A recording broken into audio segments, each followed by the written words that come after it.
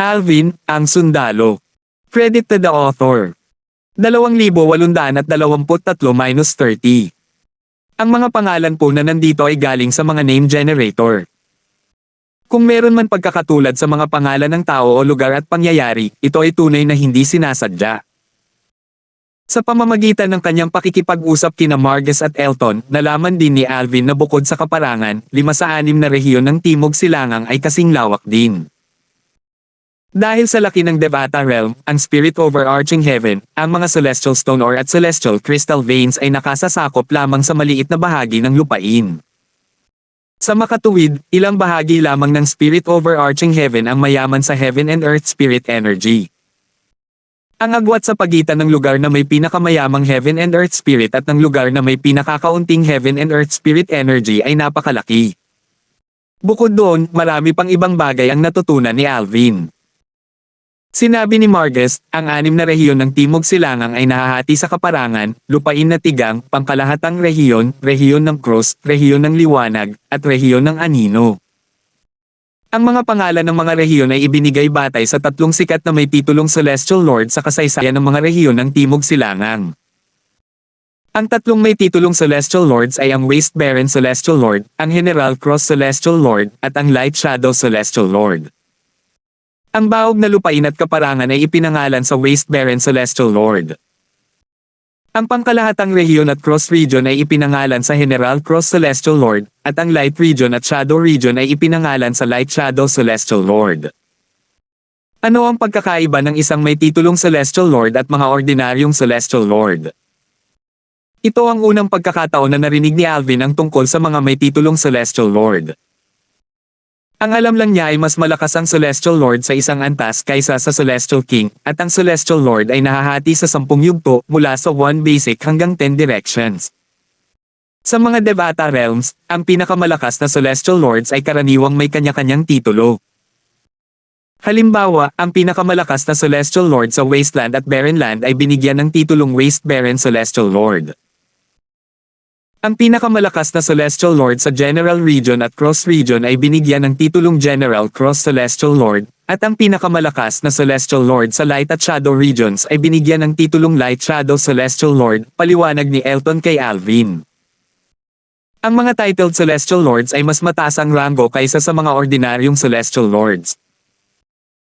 Bukod sa pagiging mas malakas, kailangan nilang pumunta sa Title Temple, ang pinakamisteryoso at sagradong puwersa sa Spirit Overarching Heaven, upang makipagkompetensya sa isang buhay o kamatayan na labanan laban sa 9 na Celestial Lords bago sila mabigyan ng titulo. Sa 10 Celestial Lords na nakikipagkompetensya para sa isang titulo, tanging ang huling nabubuhay na Celestial Lord ang bibigyan ng titulo ng templo. Pagkatapos, ang pangalan ng nabubuhay na Celestial Lord ay itatala sa aklat ng titled Celestial Lord sa Title Temple. Ang listahan ay i-update at ipapaalam sa publiko. Tunay na hindi madaling maging isang titled Celestial Lord. Sa makatuwid, ang mga titled Celestial Lords na kinikilala ng Title Temple ay tiyak na pambihira at nakahihigit sa mga ordinaryong Celestial Lords. Paliwanag ni Elton ng sabay-sabay. Napakalupit. Sa 10 Celestial Lord, 9 ang kailangang mamatay. Isa lang sa mga natitirang Celestial Lord ang bibigyan ng titulo. Nanlaki ang mga mata ni Alvin sa gulat. Hindi niya inaasahan ito. Akala niya ang mga may titulong Celestial Lord ay binibigyan lamang ng espesyal na titulo batay sa kanilang lakas. Hindi niya inaasahan na ang mga Celestial Lord ay kailangang dumaan sa ganito kahirap na proseso para lamang maging isang may titulong Celestial Lord. Sa kasalukuyan, ang 6 na rehiyon ng Timog Silangang ay wala pang hari ng mga langit. Gayunpaman, sinasabi mo, noon, hindi lamang 3 Panginoon ng mga langit ang may titulong mga Panginoon ng mga langit, kundi ang 3 Panginoon ng mga langit ay tinatawag ding mga Panginoon ng mga langit. Tanong ni Alvin. 1 taon na ang nakalilipas, habang siya ay naglalakbay mula sa kaharian ng mga langit ng Soaring Dragon patungo sa lupain ng Taiyi Celestial Sect, sinabi sa kanya ni Huxley, ang kataas-taasang elder ng Taiyi Celestial Sect, na walang hari ng mga langit sa 6 na rehiyon ng Timog Silangang. Paano siya hindi magugulat na malaman na dati ay may 3 tinatawag na Panginoon ng mga langit sa 6 na rehiyon ng Timog Silangang? Naisip ni Alvin, posibleng wala ng mga Celestial King sa 6 na timog silangang rehiyon ngayon dahil nilisan na nila ang mga rehiyon para sa isang mas magandang lugar. Tutal, kung may mas maayos na kapaligiran sa paglilinang, makakalusot sila at magiging isang Celestial Lord. Bagamat maganda ang kapaligiran sa paglilinang sa 6 na timog silangang rehiyon, mahirap pa rin para sa isang Celestial King na makalusot at maging isang Celestial Lord. Ang isang Celestial King ay mangangailangan ng isang lugar na may mas maraming enerhiya ng espiritu ng langit at lupa kaysa sa mayroon ng 6 na timog silangang rehiyon upang magkaroon ng tagumpay. Master Yang, anong klaseng lugar ang Title Temple? Sabi mo ito ang pinakasagrado at mahiwagang puwersa sa Devata Realm, ang Spirit Overarching Heaven. Tumingin si Alvin kay Elton at nagtanong. Natural lang na mausisa siya tungkol sa puwersang nagbibigay ng mga titulo sa mga Celestial Lord. Hanggang ngayon, hindi pa niya naririnig ang tungkol sa Title Temple. Oo, tumango si Elton at sinabing, ang templo ng titulo ay tunay ng pinakasagrado at mahiwagang puwersa sa kaharian ng Devata. Nanatili silang neutral at hindi nakikialam sa mga alitan sa pagitan ng ibang puwersa. Gayunpaman, isa sila sa mga pinakanakakatakot na puwersa sa espiritong namamahalang langit. Sa kasaysayan ng espiritong namamahalang langit, maraming puwersa ang nakatayo sa tuktok na humamon sa templo ng titulo. Gayunpaman, lahat ng puwersa ay nalipol ng walang pagbubukod. Sila ay tuluyang nalipol at naglaho sa kasaysayan ng espiritong namamahalang langit. Ang kanyang mga mata ay puno ng taos-pusong paggalang nang magsalita siya tungkol sa templo ng titulo. Pagkatapos ng isang putukan, nagpatuloy si Elton sa pagsasabing, sa katunayan, mayroong isang templong may titulo sa lahat ng 81 Devata Realms. Ganyan kalayo ang sakop ng templong may titulo. Walang pagsala, bawat Celestial Lord sa bawat Devata Realm na gustong maging isang titulong Celestial Lord ay kailangang pumunta sa Temple Realm upang makipagkompetensya para sa isang titulo. Gayon din para sa mga Celestial Emperor na gustong maging titulong Celestial Emperor. Mga titulo ng Celestial Emperor. Bahagyang nanlaki ang mga mata ni Alvin. Kaya kung gusto mong maging isang titulo ng Celestial Emperor, kailangan mo ring makipaglaban sa iba pang Celestial Emperor.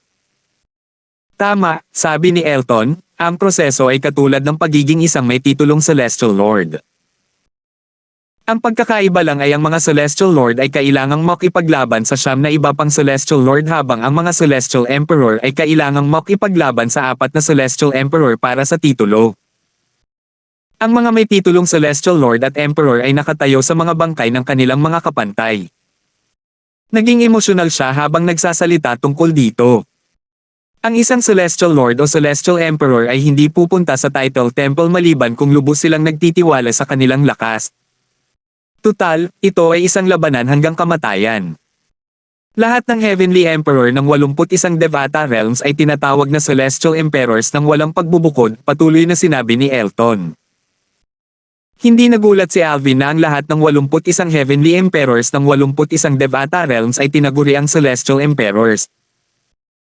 Tutal, kung ang isang tao ay hindi man lang maging kwalipikado para sa isang titulo, paano siya magiging kwalipikado upang maging Heavenly Emperor ng isang Devata Realm? Nagtatakang tanong ni Alvin, posible ba para sa isang hukbong pinamumunuan ng isang emperador sa langit na talunin ang templo ng titulo? Batay sa kanyang nalalaman, ang mga emperador sa langit ay mga Panginoon sa kanilang sariling mga karapatan. Kayang tapatan ba ng mga emperador sa langit ang templo ng titulo?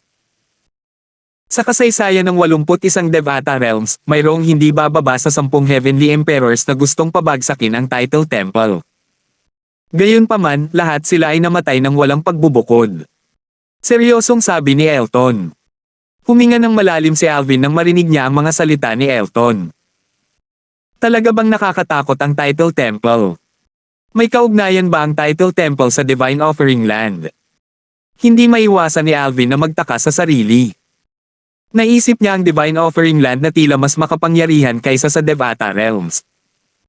Dito rin kasalukuyang naroon si Kelly, ang kanyang pamilya, at ang kanyang mga kaibigan. Lahat ng taong nakilala niya mula sa Divine Offering Land sa ngayon ay napakalakas. Kahit si Octavius, isang maliit na alis sa Divine Offering Land, ay nagawang pilitin ang Heavenly Emperor ng Solitary Destructive Heaven na tumakas patungo sa Ozerahel, isa sa 7 pinakamalalang lugar sa lahat ng Devata Realms. Ang lakas ni Joshua Reed ay mas hindi maarok. Tutal, kahit ang isang alis na tulad ni Octavius ay lubos na magalang kay Joshua. Sa pagkakatanda ng sino man sa Devata Realms, ang Title Temple ay matagal nang umiiral. Naroon na ito simula nang itatag ang Devata Realms. Ito ang pinakamatandang puwersa sa Devata Realms. May chismis na mayroong 10 Direction Celestial Emperor sa Title Temple. Natural lang, walang nakakaalam kung totoo ito o chismis lamang. Sabi ni Elton. Gayunpaman, hindi maikikaila na ang Title Temple ay hindi matitinag sa Devata Realms.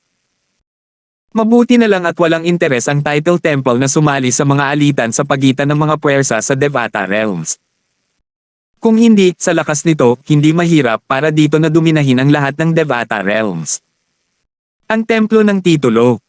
Sandaling kumislap ang mga mata ni Alvin. Nagtataka siya sa lakas ng Templo ng Titulo. Isang nakakabaliw na ideya ang biglang lumitaw sa kanyang isipan. Kung makokontrol niya ang templo ng titulo, nangangahulugan ba ito na madali niyang mapapasok ang lupain ng banal na alay upang patayin si Octavius at ilayo si Kelly, ang kanyang pamilya, at mga kaibigan? Gayunpaman, mabilis niyang iwinaksi ang kaisipang iyon. Napakatapang ko na magkaroon ng ganoong mga kaisipan. Kahit na posible na kontrolin ang templo ng titulo, walang paraan na ako ang makakamit iyon. Isang ekspresyon ng pag-aalinlangan ang makikita sa kanyang mukha habang nakangiti siya ng may pag-aalinlangan. 2,824. Malayo pa ako ng milya-milya para maging isang Celestial Emperor o isang Celestial Lord, lalo na't talunin ang Title Temple.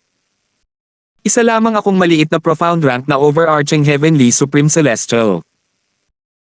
Alam ni Alvin na madali siyang nakalusot at naging isang profound rank na overarching Heavenly Supreme Celestial dahil napakalapit niya sa profound rank na overarching Heavenly Supreme Celestial noong nakaraang beses na nakalusot siya at naging isang yellow rank na overarching Heavenly Supreme Celestial. Sa tulong ng Divine Crystal ni Tanya, ang King Grade Cultivation Method, ng Tai Profound Method, ng kanyang 79 na Heavenly Veins, at overarching Heaven Pills, magiging tunay na walang silbi siya kung wala siyang nagagawang tagumpay.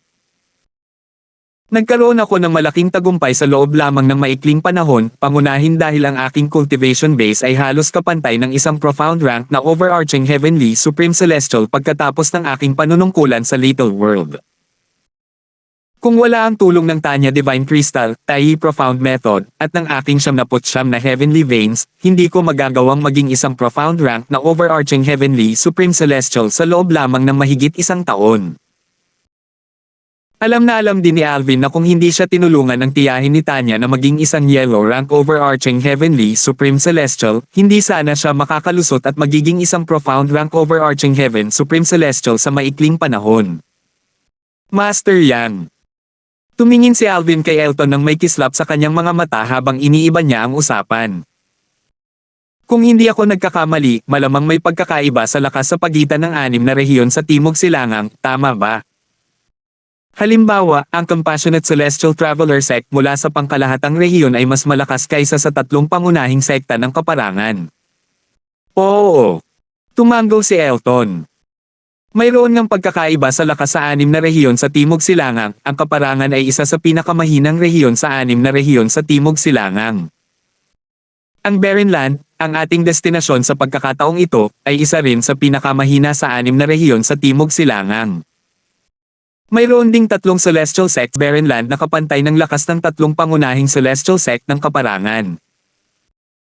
Ang pinakamalakas sa 6 na rehiyon sa Timog Silangang ay ang General Region at ang Cross Region, na sinusundan ng Light Region at Shadow Region, ang Wasteland at ang Barren Land ang pinakamahina. Ang pangkalahatang rehiyon, at ang Cross na rehiyon. Nagliwanag ang mga mata ni Alvin nang magtanong siya, Master Yang. Saang rehiyon nagmula ang Blissful Sect? Ang Blissful Sect ay nasa Cross Region, sagot ni Elton. May pumasok na ideya sa kanyang isipan at nagpatuloy siya sa pagsasabing, ang Blissful Sect at ang Compassionate Celestial Traveler Sect ay matagal nang magkaaway. Matindi silang naglaban noong mga unang taon, ngunit ang kanilang alitan ay humupa na nitong mga nakaraang taon. Gayunpaman, kahit ngayon, ang mga miyembro ng dalawang sekta ay palaban pa rin sa isa't isa kapag nagkikita sila. Tumango si Alvin.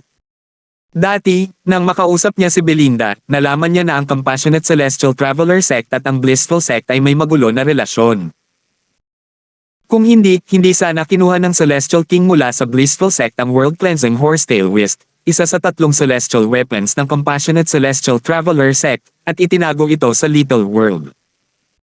Kung hindi pumunta si Belinda sa Little World para hanapin ang World Cleansing Horsetail Whisk, hindi sana siya nakilala ni Alvin.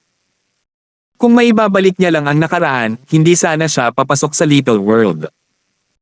Hindi naman sa ayaw niya kay Belinda. Gayunpaman, wala siyang balak na lokohin ang kanyang mga asawa. Bukod dito, buong-buo ang kanyang atensyon sa pagliligtas sa kanyang mga asawa, pamilya, at mga kaibigan mula sa Divine Offering Land. Sayang, wala nang paraan para maibalik niya ang nakaraan.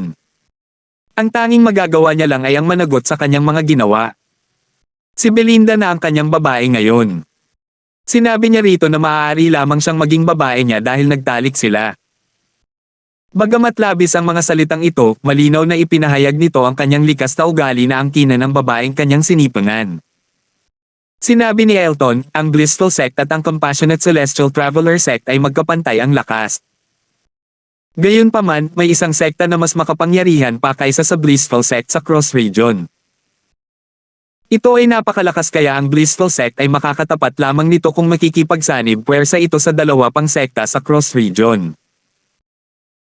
May 4 na sekta na itinuturing na pinakamalakas sa Cross Region habang may 5 sekta na itinuturing na pinakamalakas sa General Region. Ang Compassionate Celestial Traveler Sect ay isa sa 5 makapangyarihang puwersa sa General Region.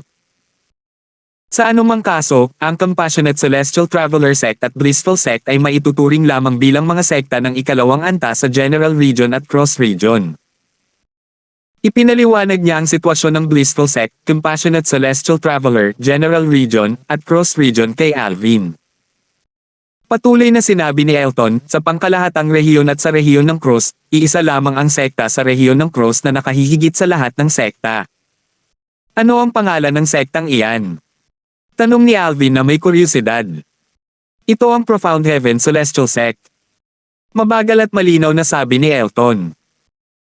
Pagkatapos, dagdag niya, ang Profound Heaven Celestial Sect din ang pinakamakapangyarihang sekta sa 6 na timog silangang rehiyon.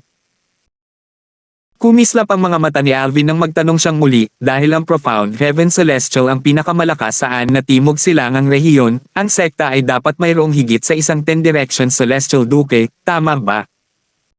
Batay sa kanyang nalalaman, mayroon lamang isang 10 Direction Celestial Duke sa Compassionate Celestial Traveler Sect.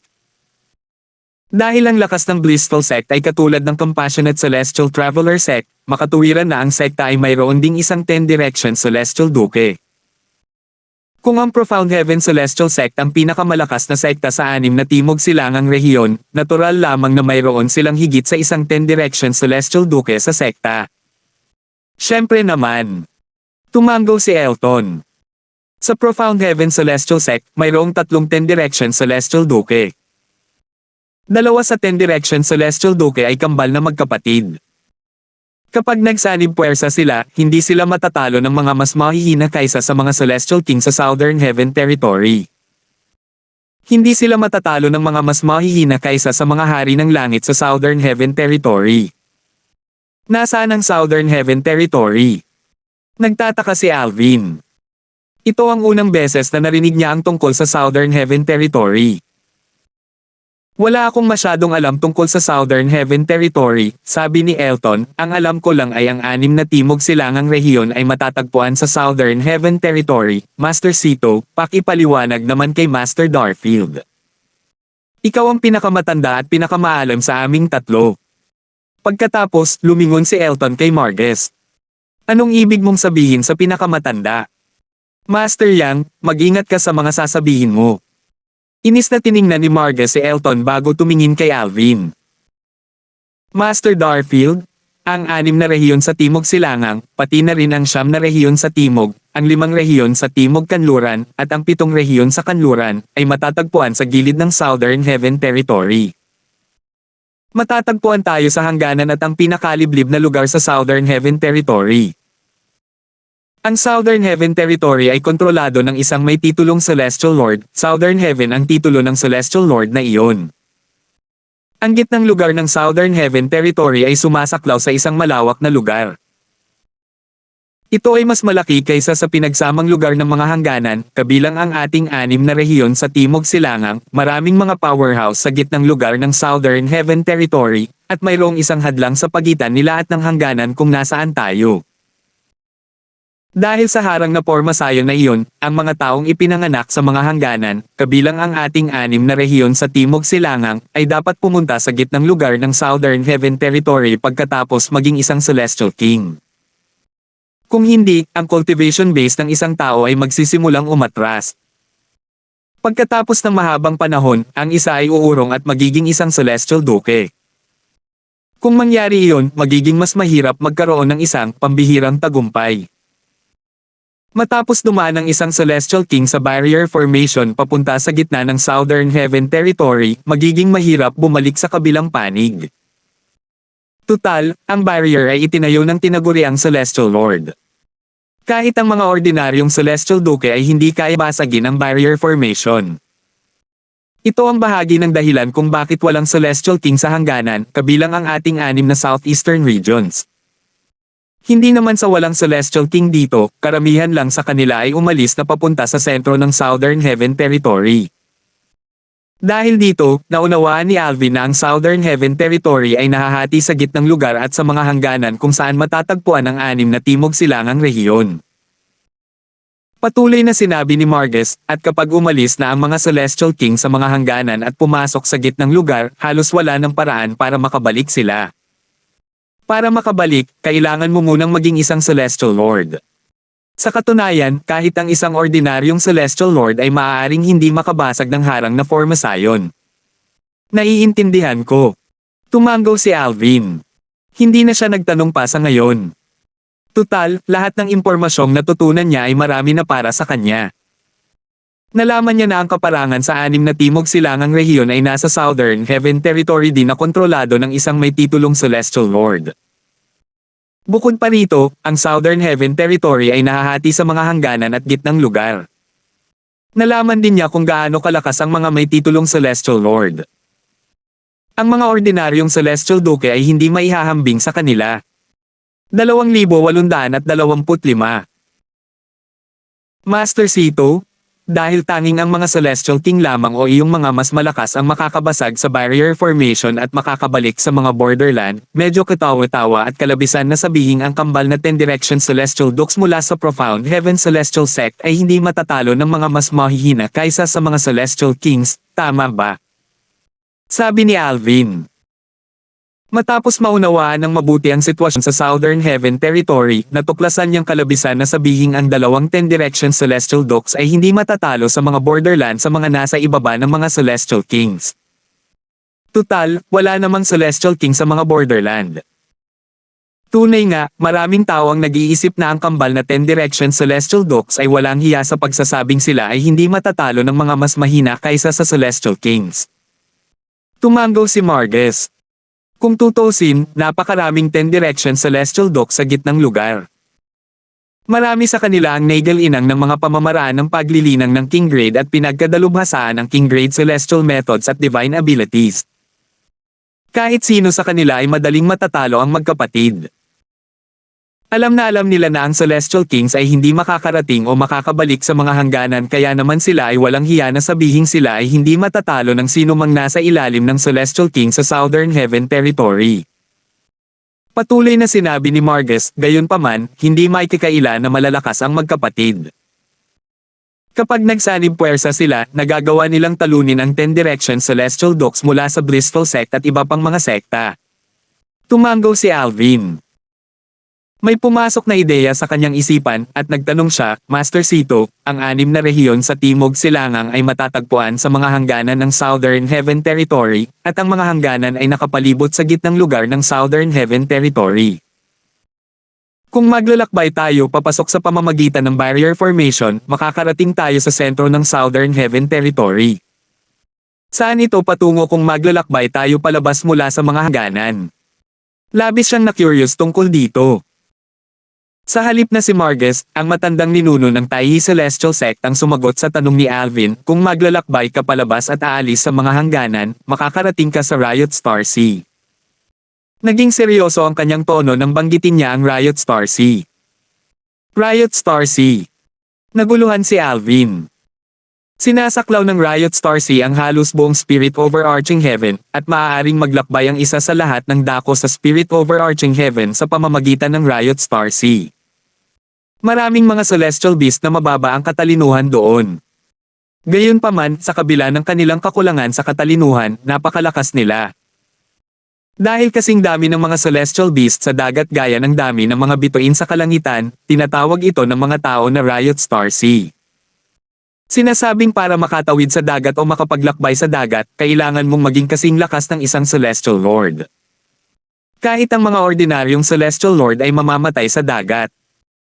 Sa kasaysayan ng Spirit Overarching Heaven, tanging ang mga may titulong Celestial Lord at Celestial Emperor lamang ang matagumpay na nakatawid sa dagat ng walang pinsala, mitigang paliwanag ng matandang ninuno ng Taiyi Celestial Sect kay Alvin. Huminga ng malalim si Alvin. Gaano nga ba kitikot at kadelikado ang Riot Star Sea? Dahil napapalibutan ng Riot Star Sea ang Southern Heaven Territory, dalawa lang ang pagpipilian para sa mga tao sa mga hangganan. Maaari silang tumungo papasok sa gitna ng Southern Heaven Territory o tumungo palabas sa Riot Star Sea. Bigla, isip na isip ang pumasok sa isip ni Alvin. Tiningnan niya ang matandang ninuno ng Taiyi Celestial Sect at nagtanong, matandang ninuno, kung may isang tao mula sa Taiyi Celestial Sect na makalusot at maging isang Celestial King. Ibig sabihin ba nito ay kayang lipulin ng Celestial King ang Martial Dragon Celestial Sect at ang Thousand Spider Celestial Sect bago umalis sa hangganan patungo sa sentro ng Southern Heaven Territory na mag-iiwan sa Taiyi Celestial Sect na namamahala sa buong kaparangan? Imposible. Agad na pinabulaanan ng matandang ninuno ng Taiyi Celestial Sect, may mga patakaran sa Southern Heaven Territory. Kapag ang isang 10-direction Celestial Dock sa Borderland ay nakalusot at naging Celestial King, hindi na sila maaaring lumahok sa mga alitan sa Borderland. Kung hindi, sila ay papatayin ng isang espesyal na sugo mula sa Central Area. Ang Restriction Formation na humaharang sa Central Area at sa Borderland ay kayang subaybayan ng isang Celestial King at higpitin ang kanyang lakas. Sa makatuwid, ang mga bagong Celestial King ay hindi nangangahas na kumilos ng pabaya. Huminga ng malalim si Alvin, halatang nabigla sa lakas ng isang may titulong Celestial Lord. Ang isang formation na itinatag ng isang may titulong Celestial Lord ay napakalakas. Hindi lamang dapat masunaring tumungo ang mga Celestial King sa sentro ng Southern Heaven Territory pagkatapos ng kanilang mga pag-atake, kundi binabantayan at pinaghihigpitan din sila ng formation. Gayunpaman, hindi niya alam na ang restrictive formation ay hindi itinatag ng may titulong Celestial Lord, ang formation ay umiral na simula pa noong itinatag ang Spirit Overarching Heaven. Ang kailangan lang gawin ng may titulong Celestial Lord ay panatilihin ito sa mga regular na pagitan. Noong panahong iyon, ang Southern Heaven Territory ay hindi pa tinatawag na Southern Heaven Territory. Nang wala nang maitatanong si Alvin, tahimik siyang nag-focus sa alchemy at cultivation habang naglalakbay sila patungo sa Alchemy Conference. Hindi na naging kapaki-pakinabang para sa kanya ang pagtalakay tungkol sa alchemy kay Margus at sa iba pa dahil ang kanyang mga kasanayan sa alchemy ay higit pa sa kanila. Bagamat nais ng tatlong kilalang celestial alchemist na pag-usapan ang alchemy kay Alvin upang mapabuti ang kanilang mga kasanayan, ayaw nilang maistorbo si Alvin dahil malapit na itong lumahok sa Alchemy Conference. Sa kabilang banda, simula nang umalis sila sa Taiyi Celestial Sect, tahimik na iniintindi ni Tanya ang kanyang mga celestial methods at divine abilities.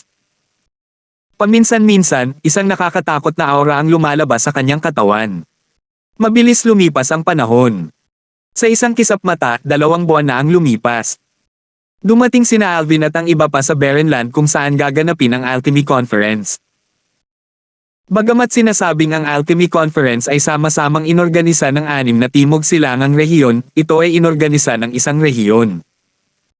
Sa bawat pagkakataon, ang bawat rehiyon ay magpapalitan sa pag-oorganisa ng komperensya. Sa pagkakataong ito, pagkakataon na ng Barrenland ang mag-organisa nito. Para mas maging tumpak, ito ay inorganisa ng 3 pangunahing celestial sects ng Barrenlands. Ang tigang na lupain ay halos kapareho ng tigang na lupain. Ang tatlong pangunahing sekta sa langit ng tigang na lupain ay matatagpuan sa gitna ng tigang na lupain, at ang bawat isa tatlong pangunahing sekta sa langit ng tigang na lupain ay nakabase sa isang masiglang lungsod na sumasaklaw sa isang malawak na lugar.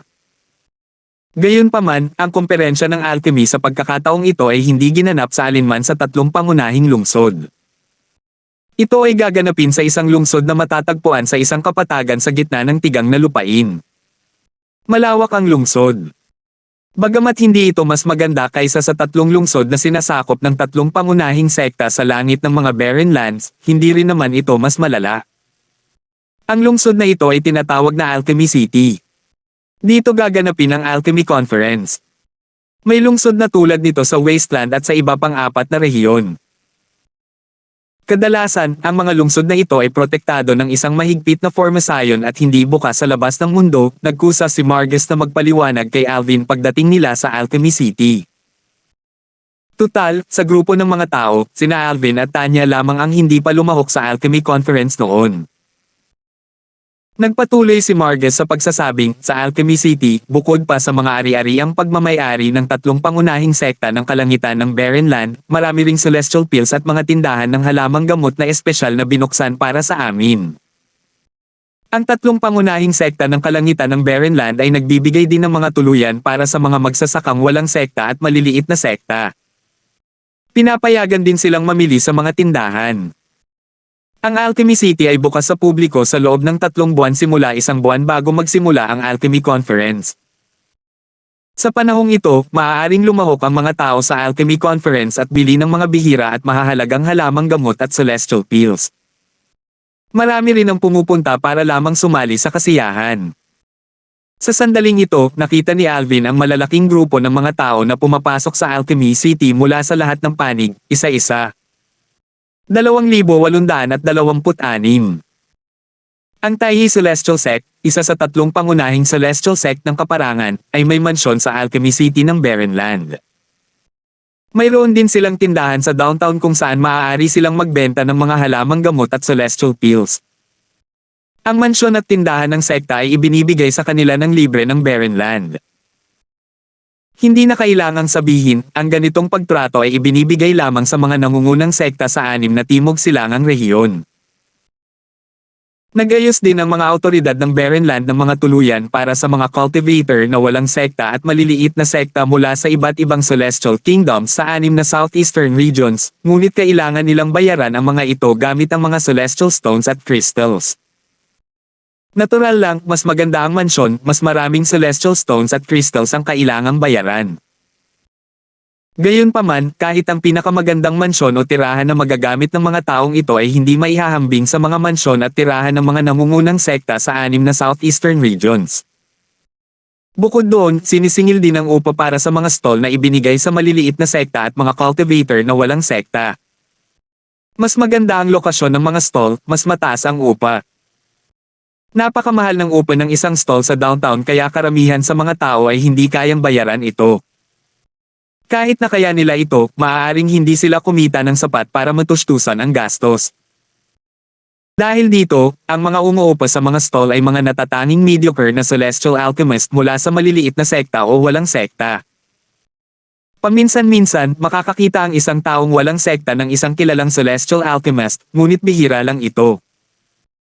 Tutal, mataas ang demand sa mga kilalang celestial alchemist at maaaring sumali sa alinman sa mga nangungunang sekta sa 6 na timog silangang rehiyon. Kung sasali sila sa isang nangungunang sekta, masisiyahan sila sa mga superior na kapaligiran at mapagkukunan ng cultivation. Bukod dito, bibigyan sila ng mataas na posisyon bilang isang elder. Hindi hahadlangan ng mga nangungunang sekta ang kanilang kalayaan, at malaya silang sumali at umalis anumang oras. Ang kailangan lang nilang gawin ay pinuhin ang mga celestial pills para sa sekta habang sila ay nasa sekta. Ang mga medicinal herbs at sangkap na kailangan ay ibinibigay din ng sekta. Sila ay tinatrato ng napakahusay at bukas palad na ginagantimpalaan sa halos lahat ng oras. Paano sila hindi sasali sa isang nangungunang sekta? Iilan lamang sa mga kakaibang kilalang celestial alchemist ang pipiliing manatiling nag-iisa at hindi sumali sa anumang sekta. Pagpasok pa lang nila sa Alchemy City, umalangaw-ngaw na sa tenga ni Alvin ang malamyos na boses ni Tanya bago pa man niya matano ng mabuti ang lungsod. Kapatid na Alvin. Ang daming tao rito.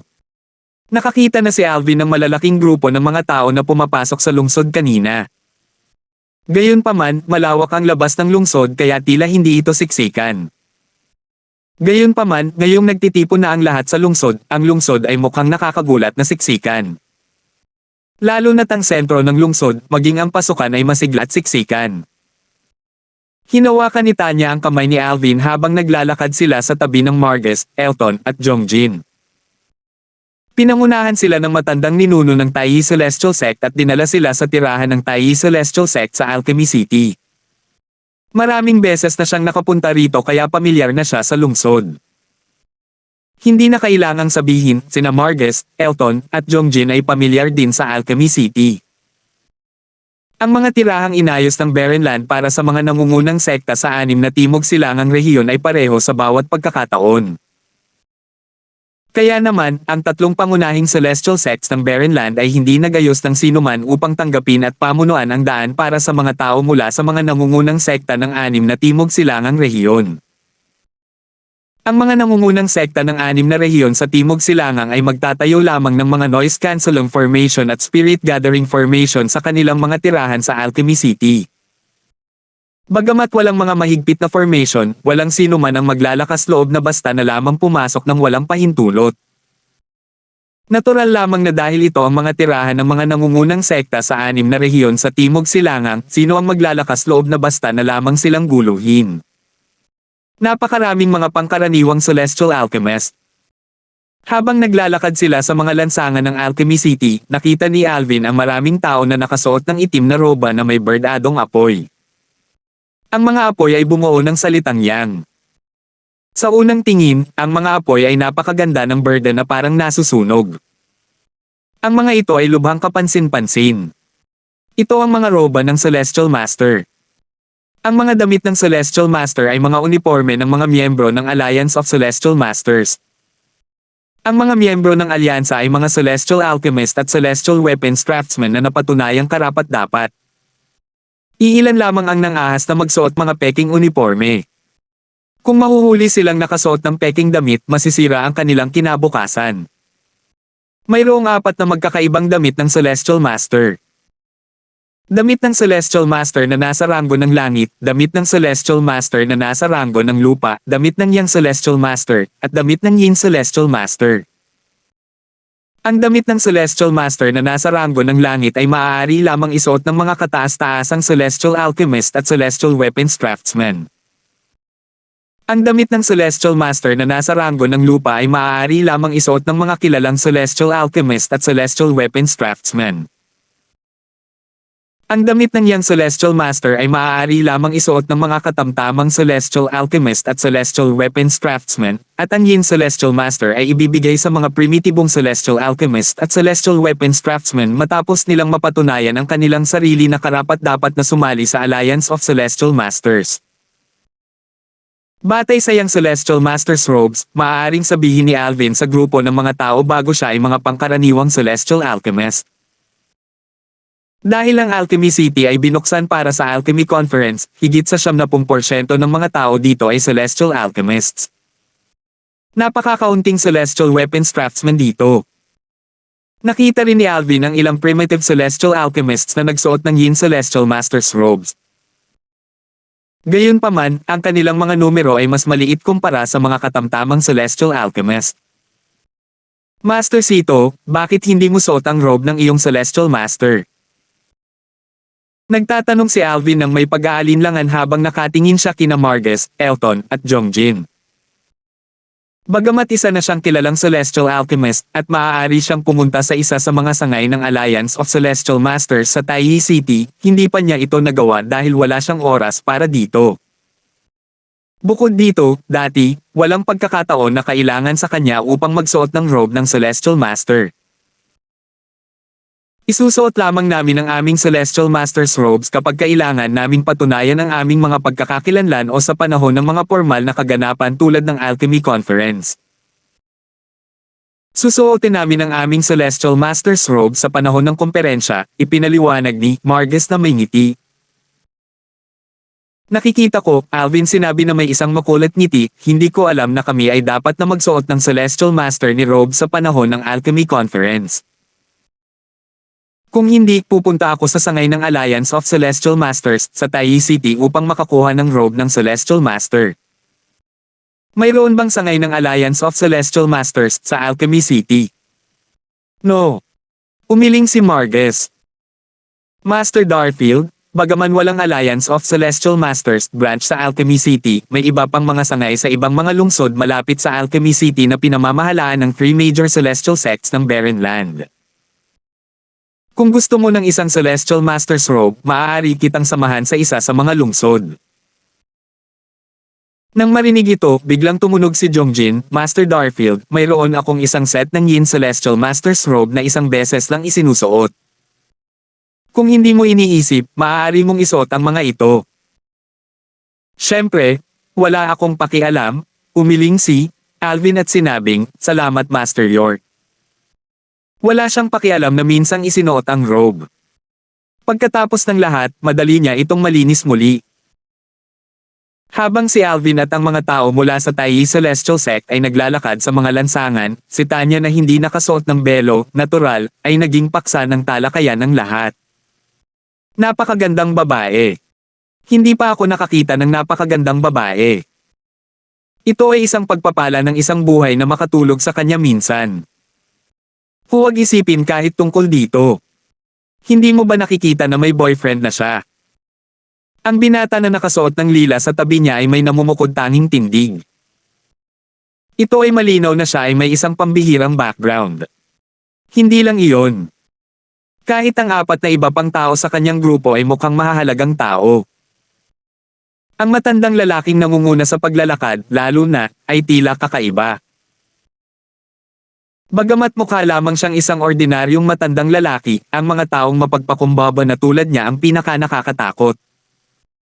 Kung pagbabasehan ang kanilang pananalita, kilos, at ugali, parang hindi sila galing sa maliliit na sekta sa 6 na rehiyon sa Timog Silangang. Iniisip ko kung saang nangungunang sekta sila galing sa 6 na rehiyon sa Timog Silangang. Bagamat hinahangaan ng mga taong ito ang kagandahan ni Tanya, hindi nila nalimutang pansinin ang pambihirang ugali ni Alvin at ng iba pa. Dahil dito, bagamat maraming tao ang naghahangad kay Tanya, hindi sila nang ahas na kumilos ng padalos-dalos. Habang patuloy na naglalakad sa kalye sina Alvin at ang iba pa, isang kaguluhan ang narinig habang nagsimulang magsilabasan ang mga tao.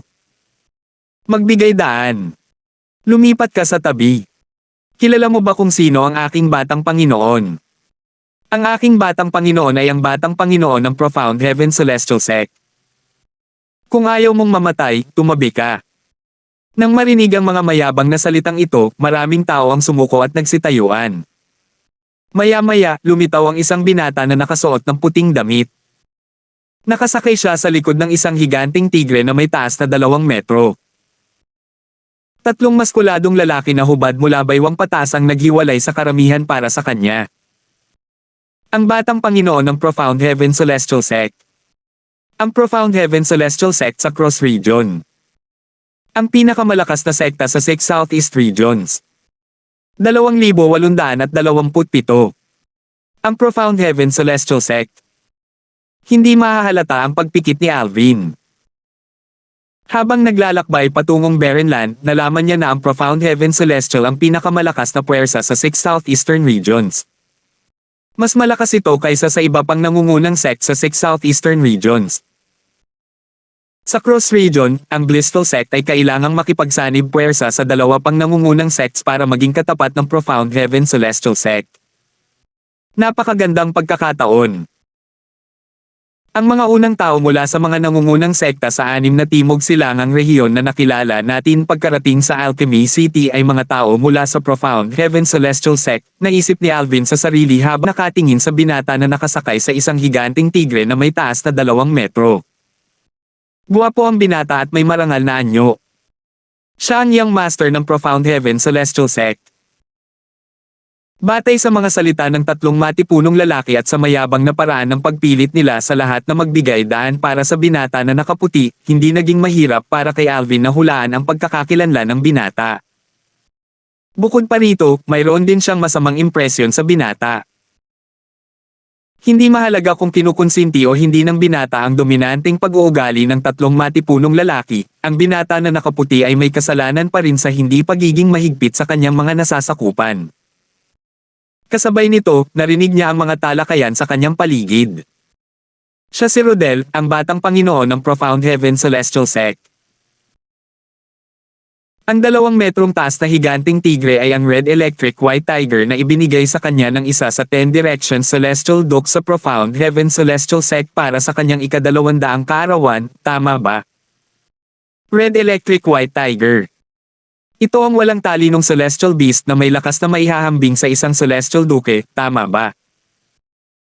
Nabalitaan kong pinalaki ito ng isa sa 10 Directions Celestial Duke sa Profound Heaven Celestial Sect. Walang duda na ito ang Red Electric White Tiger. Mayroong wala pang 5 alagang celestial beast na may lakas na maihahambing sa isang celestial duke sa 6 na timog silangang rehiyon, tama ba? Matapos marinig ang mga talakayan sa kanyang paligid, tiningnan ni Alvin ang kabayo ng binata na nakaputi. Tiningnan niya ng mabuti ang 2 metrong taas na puting tigre. Pulang elektrikong puting tigre. Isang alagang hayop at walang talinong celestial beast na may lakas na maihahambing sa isang celestial duke. Nanlaki ang mga mata ni Alvin nang hindi mahahalata. Hindi niya inaasahan na makakakita ng isang celestial beast na may lakas na maihahambing sa celestial duke dito. Ang pinakamalakas na celestial beast na nakita niya bago nito ay mayroon lamang lakas na maihahambing sa isang great overarching golden celestial. Hindi hamupa ang mga usapan sa paligid. Si Rodel Bale, ang batang Panginoon ng Profound Heaven Celestial Sect, ay sinasabing ang pinakanatatanging henyo sa Profound Heaven Celestial Sect sa nakalipas na 1,000 taon. Mahigit 200 taong gulang pa lamang siya, ngunit isa na siyang tugatog ng overarching Heavenly Supreme Celestial. Kaunti na lang ang layo niya para maging isang Celestial Duke. Sa 6 na rehiyon sa Timog Silangang, ang tanging taong wala pang 1,000 taong gulang na kasing talentado niya ay si Belinda mula sa Compassionate Celestial Traveler Sect, tama ba? Sa tingin ko, si Belinda ay isa ring peak overarching Heavenly Supreme Celestial, ngunit mas bata siya kay Rodel. Naningkit ang mga tainga ni Alvin nang marinig niya ang mga taong binabanggit si Belinda mula sa Compassionate Celestial Traveler Sect. Si Belinda ang babaeng disipulo mula sa Celestial Traveler Sect na kanyang nakatalik sa Little World na iniwan ng Celestial King mula sa Blissful Sect. Determinado siyang angkinan ito bilang kanyang babae. Iniisip ko kung dadalo siya sa Alchemy Conference. Sa sandaling ito, wala na sa isip ni Alvin si Rodel, ang Young Master ng Profound Heaven Celestial Sect. Hindi niya man lang iniiwasan na sulyapan si Rodel. Nakatuon lamang ang kanyang isip kung pupunta ba Belinda sa Alchemy City sa Barrenland o hindi. Bakit kayong tatlo ay sumisigaw? Ilang beses ko na bang sinabi sa inyong huwag kayong mangapi? Kapag nangyari ulit ito, hihilingin ko sa aking ama na parusahan kayong tatlo ng mabigat. Sabi ni Rodel nang may kislap sa kanyang mga mata. Noong una, sasawayin niya sana ang karamihan dahil sa hindi pagbibigay daan sa kanya kahit na inutusan sila ng kanyang mga nasasakupan na tumabi. Ang biglaang pagbabago ng kanyang saloobin ay dahil nakita niya si Tanya. Ha! Bata, ikaw ay... Natigilan ang tatlong matipunong lalaki at naguguluhan na tiningnan si Rodel. Hindi nila maintindihan kung bakit biglang nagbago ang ugali ng kanilang batang Panginoon. Kung tutusin, hindi naman ito tumutol sa kanilang ugali noon. Naguguluhan pa rin ang tatlong matipunong lalaki nang sumakay si Rodel sa Red Electric White Tiger at huminto sa harap ni na Alvin at ng iba pa. Nakatuon ang kanyang mga mata kay Tanya, na nakatayo sa tabi ni Alvin, habang sinasabi, "Binibini, ako ang anak ng sect leader ng Profound Heaven Celestial Sect. Ang pangalan ko ay Rodel. Ano ang pangalan mo?" Punong-puno ng pananibik ang mga mata ni Rodel habang iniisip niya ang sarili, napakagandang babae. Noong una, akala ko si Belinda mula sa Compassionate Celestial Traveler Sect ang numero 1 kagandahan sa 6 na Timog Silangang rehiyon. Sino ang mag-aakala na makakakilala ako ng isang taong mas maganda pa kay Belinda? Walang kapintasan ang hitsura, katawan, at tindig ni Tanya. Natural lang na mabigani ang karamihan sa mga lalaki sa kanya, lalo na ang isang lalaking maalay tulad ni Rodel na sa panlabas na anyo ay parang isang ginoo lamang. Sa oras na ito, si Rodel ay masyadong nakatutok kay Tanya kaya hindi niya napansin na ang kanyang kabayo, ang pulang elektrikong puting tigre, ay nakatingin kay Tanya ng may takot. Para bang si Tanya ay isang nakakatakot na halimaw. Nako, siya lang ang karapat-dapat na maging kerida ko. Si Belinda lang mula sa Compassionate Celestial Traveler Sect ang asawa ko. Maya-maya, napunta ang tingin ni Rodel sa kamay ni Tanya na nakahawak sa braso ni Alvin. Agad na nanlamig ang kanyang mga mata. Nakatutok ang kanyang tingin, parang kutsilyo, habang nakatingin kay Alvin. Hindi na sinagot ni Tanya ang tanong ni Rodel. Sa halip, tumingin siya kay Alvin at bahagyang nakasimangot, kapatid na Alvin, nakakainis ang taong ito. Nakita ni Alvin na ngayon lang nakabawi ng katinoan, ang malaswang tingin sa mga mata ni Rodel. Sandaling sumulyap siya kay Rodel bago humarap kay Tanya at sinabing, Tanya, pwede mo na lang siyang isipin na parang langaw at baliwalain. Sige. Tumanggo si Tanya. Hindi niya man lang iniwasang sumulyap kay Rodel at hindi niya ito pinansin gaya ng sinabi sa kanya ni Alvin. Dumilim ang ekspresyon ni Rodel habang malamig niyang tinanong, ano ang pangalan mo? Saang sekta ka nang galing? Ito ang unang pagkakataon na nakakilala ako ng isang tao sa 6 na timog silangang rehiyon na nangahas na kumilos ng walang respeto sa akin. Katulad ni Tanya, hindi pinansin ni Alvin si Rodel at hindi niya ito pinansin. Tiningnan niya ang matandang ninuno ng Tayi Celestial Sect at sinabing may bahagyang ngiti sa kanyang mukha, matandang ninuno, pero na. Matagal nang ikinagalit ng matandang ninuno ng Tayi Celestial Sect ang pag-uugali ng 3 matipunong lalaki. Kung hindi sila mula sa Profound Heaven Celestial Sect, malamang ay pinatay na niya sila. Nang marinig ang mga salita ni Alvin, tumanggo siya at sinabing, Terra na. Pagkatapos niyang magsalita, humakbang siya paharap at nilagpasan si Rodel at ang Red Electric White Tiger nang hindi sila tinitignan. Si Alvin at ang iba pa ay sumunod ng malapit sa lumang ninuno ng Tayi Celestial Sect. Nang makita ito, nagkagulo ang mga nanood. Sino ang mga taong ito? Paano nila kinakaya na igalang ang Young Master ng Profound Heaven Celestial Sect? Siguro galing sila sa isa sa mga nangungunang sekta sa 6 na rehiyon sa Timog Silangang. Kung hindi, paano sila magkakaroon ng lakas ng loob na kumilos ng mayabang sa Young Master ng Profound Heaven Celestial Sect? Sang-ayon ako. Napaka-arrogant. Nang makita ang kawalan ng respeto mula kay Alvin at sa mga taong kasama niya, namula ang ekspresyon ni Rodel. Gayunpaman, nanatili pa rin siyang kalmado. Katulad ng mga nanonood, sigurado siyang si Alvin at ang iba pa ay mula sa isa sa mga nangungunang sekta sa 6 na Timog Silangang rehiyon.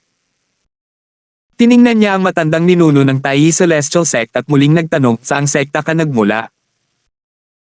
Maaaring may karapatan ng iyong ama na tanungin ako, ngunit hindi rin iyon ang masasabi tungkol sa iyo. Walang pakialam na sabi ng matandang ninuno ng Tayi Celestial Sect habang sumusulyap kay Rodel. Nang marinig ang mga salitang ito, ang 3 matipunong lalaki ay lumipad patungo sa matandang ninuno ng Tayi Celestial Sect sa bilis ng kidlat, halatang galit na galit. Sa kabila ng kanilang matipunong katawan, sila ay maliksi at matulin kapag kumikilos.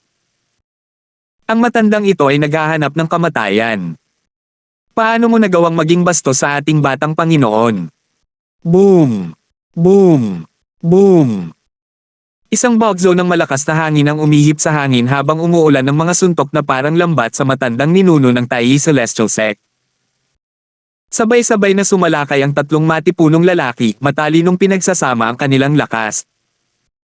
Sila ay napakabilis at napakabangis.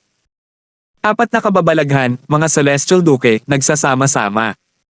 Ang pinagsamang lakas ninyo ay katumbas ng buong lakas ng isang 6 combination Celestial Duke. Hindi naman masama. Kung hindi ako nagkakamali, 3 sa inyo ang dapat na 3 bayani ni Paladin na sumali sa Profound Heaven Celestial Sect 20 taon na ang nakalilipas. Walang pagmamadaling sabi ng matandang ninuno ng Tai Celestial Sect.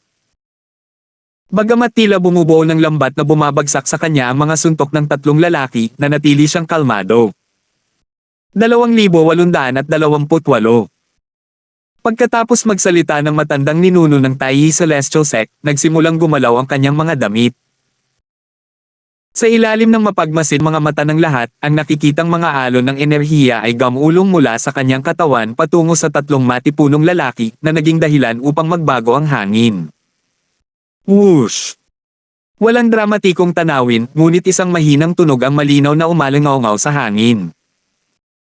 Nakita ng mga tao kung paano madaling natalo ng enerhiya ang mga suntok ng tatlong matipunong lalaki na bumuo ng lambat. Sa isang iglap nawala ang mga suntok. Swoosh! Swoosh! Patuloy na dumaloy ang mga alon ng enerhiya at dumapo sa mga katawan ng tatlong matipunong lalaki. Sa isang kisap mata, namutla ang mga mukha ng tatlong matipunong lalaki nang sila ay lumipad na parang palaso. Ha! Kumalat ang enerhiya pagkadaong nito sa tatlong matipunong lalaki at pinalipad sila. Napalipad sila ng medyo malayo bago sila bumagsak sa lupa. Mukha silang kawawa at miserable habang nagpupumiglas at hindi makatayo. Matapos ang ilang sandali, nakakrus lang ang kanilang mga paa bago uminom ng gamot para gamutin ang kanilang mga sugat. Medyo matagal bago hamupa ang sakit sa kanilang mga mukha. Nang makitang nasugatan ang tatlo sa kanyang mga tauhan, tinitigil ni Rodel ang matandang ninuno ng Tai Celestial Sect. Pinigilan niya ang takot na bumabangon sa kanyang puso at malakas na sinabi, "Di paano mo nagawang saktan ang mga miyembro ng Profound Heaven Celestial Sect?" Tumawa lamang ang matandang ninuno ng Tai Celestial Sect bilang tugon, hindi pinansin si Rodel. Pagkatapos, nilampasan niya si Rodel na nasa likod pa rin ng Red Electric White Tiger patungo sa iba. Habang nilampasan niya si Rodel, casual niyang itinaas ang isang kamay para itaboy ang Red Electric White Tiger. Nang makita ito, lubhang nagbago ang ekspresyon ng mukha ni Rodel. Umalangaw ng mahina ang pulang elektrikong puting tigre. Sino mang may kaalaman tungkol sa mga celestial beast ay makakaalam na takot ang tigre. Magsasalita na sana si Rodel, iniisip na aatakihin ng matandang ninuno ng Tai Celestial Sect ang kanyang kabayo ng bang! Bahagyang nanginig ang lupa nang gumalaw ang pulang elektrikong puting tigre sa gilid. Tila nawalan ito ng lakas nang bumagsak ito sa lupa. Si Rodel na nasa likod ng Red Electric White Tiger ay labis na natakot. Ang pulang elektrikong puting tigre ay nakahiga sa lupa na parang isang maamo at maamong kuting, ang malaking katawan nito ay nanginginig sa takot. Tiningnan nito si Tanya nang may takot na parang isa siyang nakakatakot na halimaw. Tanging si Alvin at ang mga tao mula sa Tai Celestial Sect ang nakapansin sa takot na tingin ng tigre nang tumingin ito kay Tanya. Si Rodel at ang iba pa na sa wakas ay nanambalik ang kanilang mga pandama ay ganap na hindi alam ito. Naisip lamang nila na ang tigre ay natakot sa old ancestor ng Tai Celestial Sect. Si Alvin at ang iba pa ay sumunod ng malapit sa likod ng old ancestor ng Tai Celestial Sect na may walang malasakit na mga ekspresyon sa kanilang mga mukha. Hindi sila mukhang masaya o masama ang loob. Ang lumang ninuno ng Tai Celestial Sect ay sumulyap sa Tanya. Isang hitsura ng sorpresa ang panandaliang kumikislap sa kanyang mga mata. Naisip niya ang kanyang sarili habang sumusulong siya, ang binibini na ito ay dapat na napakalakas. Ang Red Electric White Tiger ay talagang natatakot sa Tanya. Sino siya eksakto? Marges, Elton, at Jongjin tumingin sa Honor sa shock pati na rin sila sinundan ng old ancestor ng Tai Celestial Sect. Samantala, tumingin si Alvin kay Honor at pinadalhan siya ng voice transmission. Tanya, kahit na ikaw ay nasa anyo ng tao, ang iyong aura ay ang 1,000 Phantom's Ice Fox, tama ba? Ipinagpalagay niya na ang Red Electric White Tiger ay labis na natatakot sa kanya dahil naramdaman niyang siya ay 1,000 Phantom's Ice Fox. Kahit na ang Red Electric White Tiger ay isang celestial beast na walang katalinuhan, malakas ang survival instinct nito. Naturally, matatakot kapag nakatagpo ito ng mas malakas na celestial beast. Brother Alvin, hindi ko pa matured kaya ang aura ng 1,000 Phantom Size Fox sa akin ay hindi masyadong malakas. Ang maliit na Red Electric White Tiger ay natatakot sa akin dahil sa aking Phantom Fox aura. Kanya ay tumugon sa pamamagitan ng voice transmission. Sa Devata Realms, ang Phantom Fox clan ay isang malakas na angkan ng Celestial Beasts. Ang aura ng isang Phantom Fox ay sapat na upang magsilbing hadlang sa karamihan ng mga Celestial Beast. Nakikita ko. Nagulat si Alvin na tumabi si Tanya dahil alam niyang natatakot sa kanya ang Red Electric White Tiger. Samantala, mapapanood lamang ng lahat ang paglayo ng mga tao mula sa Taiyi Celestial Sect. Si Rodel Bale, ang Young Master ng Profound Heaven Celestial Sect, ay naiwan na nakaupo sa Red Electric White Tiger na nakahiga sa lupa. Ang kanyang ekspresyon ay hindi magandang tingnan. Pinandilatan niya si Alvin at ang iba pa ng marahas habang iniisip niya ang kanyang sarili kahit sino ka. Ako, si Rodel, ay maghihiganti balang araw. Sa sandaling ito, inilipat ng mga nanonood ang kanilang atensyon kay Rodel at nagsimulang mag-usap sa kanilang sarili. Sino sila? Tiyak na sila ay mula sa isang nangungunang sekta sa 6 na southeastern regions. Kung hindi, paano sila kumilos ng labis at masaktan ang Young Master ng Profound Heaven Celestial Sect? Ang Young Sect Master ng Profound Heaven Celestial Sect ay talagang dumanas ng malaking kahihiyan sa pagkakataong ito. Samantala, bumaba si Rodel sa likuran ng Red Electric White Tiger ng tatayo na sana ito. Abala pa rin ang mga tao sa pag-uusap habang iniiwan niya ang tigre at ang kanyang 3 tauhan. Umalis siya ng ganoon lang. Bakit pa siya mananatili? Hindi pa ba sapat ang kahihiyan na naranasan niya? Matagal ko nang naririnig ang tungkol kay Rodel, ang batang Panginoon ng Profound Heaven Celestial Sect. Ayon sa mga chismis, palagi siyang mayabang at dominanti. Halos lahat ay susubukan siyang purihin. Talagang nakakatuwang makita siyang pinapahiya ngayon. Maraming tao ang nakaramdam ng parehong bagay. Ang 3 lalaki. Ang matandang lalaking tumalo sa kanila sa isang galaw lang ay tinawag silang 3 bayani ni Paladin, tama ba? Bakit? Tanong ng isang tao na may kuryosidad habang nakatingin sa 3 matipunong lalaki. Ang 3 bayani ni Paladin ay mga sikat na magnanakaw sa rehiyon ng Crows. Bagamat sila ay mga Celestial Duke ng 4 na phenomenon lamang, kaya nilang talunin ang mga Celestial Duke ng 5 elemento kapag pinagsama-sama nila ang kanilang lakas. Sagot ng isang tao mula sa rehiyon ng Crows. Habang nagsasalita siya, takot niyang tiningnan ang 3 matipunong lalaki. Tama. Mayroong mahigit 10 5-element Celestial Dukes na namatay sa kanilang mga kamay sa mga nakalipas na taon, sang-ayon ng isa pang tao mula sa Cross Region. Nang marinig ang mga salitang ito, maraming tao ang huminga ng malalim. Noong una, hindi ako naniwala nang sabihin ng matanda na ang pinagsamang atake ng 3 4-phenomenon Celestial Dukes ay maihahambing sa buong lakas ng isang ordinaryong 6 combination Celestial Duke. Akala ko ay sinusubukan lang ng matanda na magpanggap na maganda. Kapag nagsanib puwersa sila, ang kanilang atake ay maihahambing sa buong lakas ng isang ordinaryong 6 combination Celestial Duke. Natural lamang na karamihan sa 5-element Celestial Dukes ay hindi kayang tapatan sila. Hindi man lang gumawa ng kahit anong malalaking galaw ang matanda.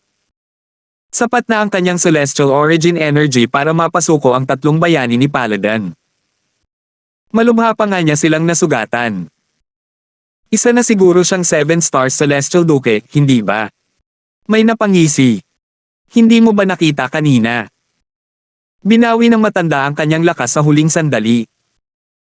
Kung hindi, hindi lang ang 3 bayani ni Paladin ang mamamatay, kundi pati ang batang Panginoon ng Profound Heaven Celestial Sect at ang Red Electric White Tiger. Sa sandaling ito, isang lalaking nasa katanghaliang gulang ang biglang humakbang paarap at sumigaw, naaalala ko na ngayon. Nabaling ang atensyon ng lahat sa lalaking nasa katanghaliang gulang. Kasabay nito, isa pang lalaking nasa katanghaliang gulang ang bumulalas, siya nga. Kaya pala pamilyar sa akin ang dating niya. Sino siya? Sabihin mo sa amin. Gustong gusto ko nang malaman. Ginoo, huwag mo na po kaming hayaang manghula. Tumingin ang grupo ng mga tao sa lalaking nasa katanghaliang gulang at hinimok ito. Huminga ng malalim ang lalaking nasa katanghaliang gulang para pigilan ang kanyang pananabik bago niya sinabi, noong komperensya ng alchemy 300 taon na ang nakalilipas, pinalad akong makilala ang matandang senior. Kung hindi ako nagkakamali, siya ang lumang ninuno ng Tai Celestial Sect. Noong panahong iyon, isa na siyang 8 trigram Celestial Duke. Ang matandang ninuno ng Tai Celestial Sect. Siya ang pinakamalakas na tao sa Tai Celestial Sect, di ba? Lumalabas na siya ang matandang ninuno ng Tai Celestial Sect. Hindi nakakapagtaka na napakalakas niya. 2,829. Hindi nakakapagtaka, isa siyang 8 trigram Celestial Duke. Ang Tai Celestial Sect ay isa sa mga nangungunang sekta sa Wasteland. Kung tutuusin, mas mahina pa rin ito kaysa sa Profound Heaven Celestial Sect. Bakit tila hindi siya natatakot na masaktan ng Profound Heaven Celestial Sect? Tama. Wala siyang iniwang kahit katiting na dignidad para sa Young Master ng Profound Heaven Celestial Sect. Hindi ba siya natatakot na mailagay niya sa alanganin ng Tai Celestial Sect? Karamihan sa mga tao ay siguradong ang matandang ninuno ng Tai Celestial Sect ay magdudulot ng problema sa sekta dahil sa pagkakasala sa batang Panginoon ng Profound Heaven Celestial Sect. Natural lang na may ilan din na hindi sumang-ayon. Kung iisipin mo, ang matandang ninuno ng Tai Celestial Sect ay mas mataas ang ranggo kaysa sa batang Panginoon ng Profound Heaven Celestial Sect. Bakit niya kailangang tapakan ang sarili niyang junior? Oo. Bagamat mas malakas ang kabuoang lakas ng Profound Heaven Sect kaysa sa Tai Celestial Sect, ang mga nangungunang sekta ng 6 na timog silangang rehiyon ay medyo pantay-pantay sa isang tiyak na antas. Maraming salik ang kasangkot sa pagtukoy kung aling sekta ang mas malakas. Sino ang nakakaalam kung kasalukuyang may 10 Direction Celestial Dukes na tahimik na nagbabantay sa Tai Celestial Sect? Tama iyan. Kung ang Profound Heaven Celestial Sect ay kikilos laban sa Tai Celestial Sect, ang insidenteng iyon mula daan-daang libong taon na ang nakalilipas ay maaaring mangyari muli. Isinaalang-alang na ng matandang ninuno ng Tai Celestial Sect ang Profound Heaven Celestial Sect sa pamamagitan ng pagliligtas sa buhay ng batang Panginoon ng Profound Heaven Celestial Sect. Oo nga. Kung ang tatlong iyon ay hindi mula sa Profound Heaven Celestial Sect, malamang ay napatay na sila ng lumang ninuno ng Tai Celestial Sect. Kahit tapos na ang maliit na tunggalian, ang mga tao ay naging masigla habang patuloy silang nag-uusap. Samantala, sina Alvin at ang iba pa ay dumating sa tirahan ng Tai Celestial Sect sa Alchemy City ng Barren Land. Pagkatapos nilang makapasok sa tirahan, bago pa umalis ang lahat sa kani-kanilang landas, same time na sinabi ng matandang ninuno ng Tai Celestial Sect kay Alvin, Master Darfield, dahil isinaalang-alang ko ang Profound Heaven Celestial Sect at iniligtas ang buhay ni Rodel at ng kanyang 3 tauhan, hindi na natin kailangang mag-alala tungkol sa Profound Heaven Celestial Sect na naghahanap ng gulo sa atin. Gayunpaman, tiyak na hindi hahayaan ni Rodel ang bagay na ito. Kaya naman, mas makabubuti para sa iyo na huwag lumabas maliban na lang kung talagang kailangan. Kung talagang kailangan mong lumabas, tandaan mong ipaalam sa akin para makasama kita. Tama. Tumango si Marges bilang pagsang-ayon habang nakatingin kay Alvin ng may malungkot na ekspresyon at sinabing, Master Darfield, sa darating na buwan, dapat mong tandaan na ipaalam sa matandang ninuno kung lalabas ka. Si Rodel ay ang batang master ng Profound Heaven Celestial Sect. Hindi mo dapat maliitin ang impluensyang hawak niya. Bukod dito, ang kanyang cultivation base ay mas mataas kaysa sa iyo at kay Miss Tanya. Madali kanyang matatalo at kay Miss Tanya. Bagamat hindi nagsalita sina Elton at Jongjin, pareho silang tumango bilang pagsang-ayon. Naiintindihan ko. Tumango si Alvin. Kahit na walang paalala mula sa matandang ninuno ng Tai Celestial Sect, hindi pa rin siya maglalakas loob na lumabas ng mag-isa. Kumilos lamang siya ng ganito katapang sa harap ni Rodel kanina dahil naroon ang matandang ninuno ng Tai Celestial Sect. Kung walang proteksyon ng matandang ninuno, magiging madali para kay Rodel na gumanti laban sa kanya. Matapos ang lahat ay sumunod sa kani-kanilang landas, mamantong hininga si Alvin. Sa kasalukuyan, masyado pa rin akong mahina. Pumasok si Alvin sa isang hiwalay na patio sa loob ng tirahan. Malapit ito sa mga patio ng iba. Kung may mangyari, mabilis siyang masasaklolohan ng iba. May 3 silid ang patio, at maluwang ang compound at puno ng mga bulaklak at halaman. Mukhang nakakapresko at elegante ito, at nagbibigay din ito ng komportableng pakiramdam. Sa sandaling ito, Mausis ang nagtanong si Tanya, kapatid na Alvin, malakas ba ang Profound Heaven Celestial Sect? Bakit parang kahit ang matanda ay medyo natatakot sa Profound Heaven Celestial Sect? Sa kanyang palagay, ang matandang nagdala sa kanila sa Alchemy City ang pinakamalakas na tao sa Tai Celestial Sect at iginagalang. Maging ang pinuno ng sect ng Tai Celestial Sect ay magalang at may paggalang sa matanda. Gayunpaman, kahit ang gayong tao ay tila medyo natatakot sa Profound Heaven Celestial Sect. Kaya, medyo mausisa siya. Dahil lang sinabi lang ni na Margus at ng iba pa kay Alvin tungkol sa Profound Heaven Celestial Sect habang naglalakbay sila rito, natural lang na walang alam si Tanya tungkol sa Profound Heaven Celestial Sect. Abala siya sa pag-unawa sa kanyang mga celestial methods at divine abilities habang naglalakbay. Tanya, ang Profound Heaven Celestial Sect ang pinakamalakas na sekta sa 6 na timog silangang rehiyon. Sabi ni Alvin habang ibinubunyag ang lahat ng alam niya tungkol sa Profound Heaven Celestial Sect kay Tanya. May 3 10 direction celestial dock sa Profound Heaven Celestial Sect. Kahit si Tanya na karaniwang walang pakialam ay bahagyang nagulat sa katotohanang mayroong 3 10 direction celestial dock sa Profound Heaven Celestial Sect. Nagtanong siya, kapatid na Alvin. Kung hindi ako nagkakamali, ang matandang lalaki mula sa Tai Celestial Sect, ang pinakamalakas na tao sa sekta, ay isa lamang 8 trigram Celestial Duke, tama ba? Oo. Tumango si Alvin. Ang matandang ninuno ay tunay ng isang 8 trigram Celestial Duke. Ang higit sa 8 trigram Celestial Dukes ay ang 9 Palaces Celestial Dukes at 10 Direction Celestial Dukes. Nangangahulugan ito na ang lakas ng matandang ninuno ay 2 antas na mas mababa kaysa sa 3 10 Direction Celestial Dukes mula sa Profound Heaven Celestial Sect. Bulong ni Tanya, bukod sa 10 Direction Celestial Dukes, tiyak na mayroon ding 9 Palaces Celestial Dukes sa Profound Heaven Celestial Sect.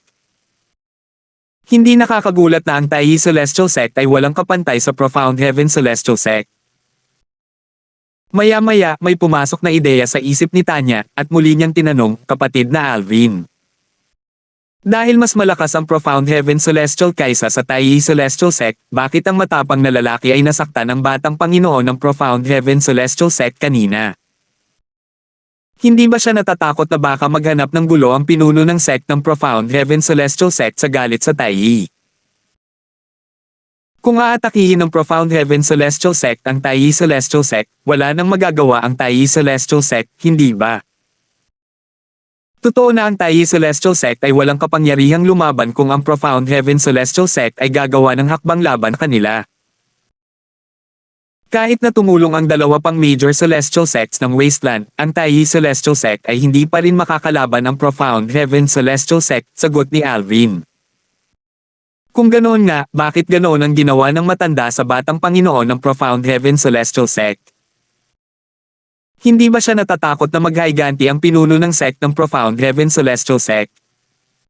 Tanong muli ni Tanya. Ang matandang ninuno ng Tai Celestial Sect ang pinakamalakas na tao sa sekta at kumakatawan sa sekta. Ang sekta ay isa rin sa mga nangungunang sekta sa 6 na timog silangang rehiyon kaya mayroon din itong sariling dignidad na dapat protektahan. Kung ang matandang ninuno ay sunod sa rin sa batang Panginoon ng Profound Heaven Celestial Sect, minamaliit ng lahat ang sekta. Mahalaga ang reputasyon. May mga pagkakataon na hindi tayo dapat umatras, paliwanag ni Alvin, bukod pa rito, hindi sumobra ang matandang ninuno. Hindi siya pumatay ng sinuman. Kung aatakihin ang pinuno ng sect ng Profound Heaven Celestial Sect ang Tai Celestial Sect dahil dito, magkakaroon lamang siya ng masamang reputasyon.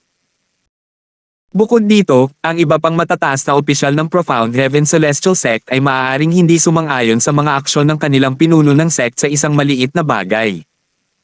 Bakit? Naguguluhang tanong ni Tanya, gamit ang lakas ng Profound Heaven Celestial Sect, madali lang para sa kanila na lipulin ang Tai Celestial Sect, di ba? Siyempre naman. Tumango si Alvin. Nagniningning ang kanyang mga mata habang sinasabi niya, ngunit yun ay batay sa palagay na mayroong tatlong 10 direction celestial dock sa Profound Heaven Sect at wala sa Taiyi Celestial Sect. Gayunpaman, sino ang makakasiguro na walang 10 direction celestial docks na tahimik na nagbabantay sa Taiyi Celestial Sect? Narinig ko ang ninuno na nagsabing daan-daang libong taon na ang nakalilipas, may isang sekta mula sa pangkalahatang rehiyon na siyang pinakamalakas na sekta sa 6 na timog silangang rehiyon. Noong panahong iyon, aksidenteng napatay ng batang Panginoon ng Taiyi Celestial Sect ang isa sa mga inapo ng 10 Direction Celestial Duke ng sektang iyon. Ito ang naging sanhi ng isang malaking digmaan sa pagitan ng dalawang sekta. Ang pinuno ng sekta ng Taiyi Celestial Sect noong panahong iyon ay handang isakripisyo ang buhay ng kanyang anak bilang kabayaran sa kabilang sekta. Tutal, ang pinakamalakas na miyembro ng Taiyi Celestial Sect noong panahong iyon ay isang 8 trigram Celestial Duke lamang tulad ngayon. Kaya, ang pinuno ng sekta ng Taiyi Celestial Sect ay maaari lamang ibigay ang buhay ng kanyang anak upang mabawasan ang sitwasyon. Gayunpaman, kahit na isinakripisyo ng pinuno ng sekta ng Taiyi Celestial Sect ang buhay ng kanyang anak, tumanggi pa rin ang kabilang sekta na palampasin ang bagay na ito. Ang 10 Direction Celestial Duke, na ang anak ay namatay, ay personal na pumatay sa lahat ng Celestial Duke sa Taiyi Celestial Sect. Sa katunayan, siya nagplano pa nga na tuluyang wasakin ang Taiyi Celestial Sect. Nang ang Taiyi Celestial Sect ay nasa bingit ng pagkawasak, lumitaw ang dalawang 10 Direction Celestial Dukes. Ang dalawang 10 Direction Celestial Dukes ay may lakas na katulad ng isang One Basic Celestial King. Madali nilang napatay ang isa pang 10 Direction Celestial Duke. Pagkatapos noon, pumunta pa ang dalawang iyon sa kabilang sekta at pinatay ang lahat ng 4 na 10 Direction Celestial Dukes ng sekta. Ang sektang iyon ay tuluyang nabura at naglaho sa mahabang ilog ng kasaysayan. 2,830. Sa katunayan 10,000 taon bago ang insidenteng iyon, ang dalawang 10 Direction Celestial Dukes mula sa Taiyi Celestial Sect ay nagkaroon ng isang tagumpay at naging Celestial Kings kaya't iniwan nila ang Taiyi Celestial Sect. Inakala ng mga tao ng Taiyi Celestial Sect na napunta na sila sa gitnang lugar ng Southern Heaven Territory, ngunit sa kanilang pagkagulat, nanatili ang dalawang iyon sa mga hangganan, tahimik na binabantayan ang Taiyi Celestial Sect. Kahit ngayon, marami ang naniniwala na ang dalawang 10 Direction Celestial Dukes ay palihim na nagbabantay sa Taiyi Celestial Sect at lilito kapag ang sekta ay nahaharap sa isang malaking banta, sabi ni Alvin. Nang sila ay lumitaw, malinaw na ang kanilang mga cultivation base ay bumalik sa pagiging isang 10 Direction Celestial Duke dahil sa mahigpit na formation na naghihiwalay sa mga hangganan at sa gitnang lugar ng Southern Heaven Territory. Simula nang sumuko sila sa pagiging Celestial King sa pamamagitan ng pagtangging pumunta sa gitnang lugar ng Southern Heaven Territory, lumala ang kanilang mga cultivation base. Gayunpaman, mula noong insidenteng iyon, nagkaroon ng ilang marahas na labanan sa pagitan ng mga puwersa sa 6 na timog silangang rehiyon, ngunit ang banta na kanilang idinulot ay hindi sisira sa sekta. Dahil dito, ang dalawang 10 Direction Celestial Dukes ay hindi na muling nakita. Maraming tao ang nag-aatubiling makipagtalo sa Taiyi Celestial Sect dahil dito. Tutal, ang isang taong bumalik mula sa pagiging Celestial King patungo sa pagiging 10 Direction Celestial Duke ay mas malakas kaysa sa karamihan ng 10 Direction Celestial Dukes. Mitiyag ang ipinaliwanag ni Alvin kay Tanya kung bakit ang Profound Heaven Celestial Sect ay hindi basta-basta kikilos laban sa Taiyi Celestial Sect. Bukod doon, ikinwento rin niya sa kanya ang tungkol sa gitnang lugar ng Southern Heaven Territory at mga hangganan, at ang mahigpit na formasayon na naghihiwalay sa kanila. Matagal na pinag-isipan ni Tanya ang mga sinabi ni Alvin. Nang makabawi siya sa kanyang katinoan, tumango lamang siya at sinabing, "Naiintindihan ko. Tanya, magpahinga muna tayo ng ilang araw. Pagkatapos niyan, hihilingin natin sa matandang ninuno na samahan tayo sa paggalugad sa lungsod," sabi ni Alvin kay Tanya. Bagamat gusto niyang mag-focus sa paglinang at pagpapataas ng kanyang cultivation base matapos mapagtanto ang pagkakaiba ng kanyang lakas at ni Rodel, alam niyang walang dapat madaliin ang mga bagay na ito kahit gaano pa siya kasigasig sa paglinang. Bukod dito, dahil ang Alchemy Conference ay gaganapin isang buwan pagkatapos, walang saysay para sa kanya na pumasok sa closed-door cultivation. Nakita rin niya si Tanya na mausisa na tumitingin sa paligid habang naglalakad sila sa Alchemy City. Halatang hindi na siya makapaghintay na maglakad-lakad. Dahil dito, nagpa siyang isama siya sa labas upang galugarin ang lungsod. Sige. Gaya ng inaasahan, nagliwanag sa tuwa ang mga mata ni Tanya nang marinig niya ang mga sinabi ni Alvin. Nakangiting sabi ni Alvin, sige, sa ngayon, pumunta ka na sa kwarto mo at magpahinga. Matapos piliin ni Tanya ang kanyang silid, pumasok din si Alvin sa isa sa mga silid. Hindi siya nag-cultivate. Sa halip, kinuha niya ang kanyang kilalang Celestial Peel Cauldron at sinimulang pinuhin ang mga kilalang Celestial Peels. Ang Alchemy Conference ay magaganap sa loob ng 1 buwan. Bago iyon, kailangan kong pagbutihin ang aking mga kasanayan sa alchemy upang hindi ko mapahiya ang aking sarili sa panahon ng komperensya. Samantala, hoy! Narinig mo ba? Ang young master ng Profound Heaven Celestial Sect ay lubos na napahiya. Ang batang Panginoon ng Profound Heaven Celestial Sect. Napahiya. Imposible. Sino ang maglalakas loob na gumawa ng ganoong bagay? Hoy! Siguro hindi mo alam na ang kabilang panig ay ang lumang ninuno ng Tai Celestial Sect. Isa siyang 8 Trigram Celestial Duke. Tai Celestial Sect. Ang sekta mula sa kaparangan. Sa pagkakaalam ko, iisa lang ang 8 Trigram Celestial Duke sa sekta at siya ang pinakamalakas sa buong sekta. Ang Tai Celestial Sect ay mas mahina kaysa sa Profound Heaven Celestial Sect. Saan nakahanap ng lakas ng loob ang 8 Trigram Celestial Dukes ng Tai Celestial Sect para saktan ang Young Master ng Profound Heaven Celestial Sect? Bueno, ang Young Master ng Profound Heaven Celestial Sect ang unang nag-udyok sa kanila. Huwag maliitin ang Tai Celestial Sect. Noong nakaraan, ang pinakamakapangyarihang sekta saan na timog silangang rehiyon na may 50 direksyon na Celestial Duke ay winasak ng 2 nakatagong makapangyarihang grupo ng Tai Celestial Sect. Tama. Bagamat sinasabing umalis na ang 2 nakatagong makapangyarihang nilalang sa Tai Celestial Sect, may mga balibalita na nasa 6 southeastern regions pa rin sila.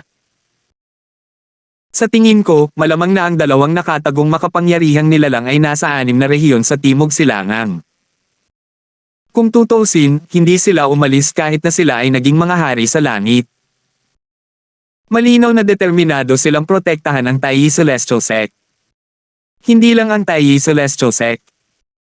Sinasabing may mga nakatagong makapangyarihang kapangyarihan din sa iba pang nangungunang sekta ng 6 na Timog Silangang rehiyon.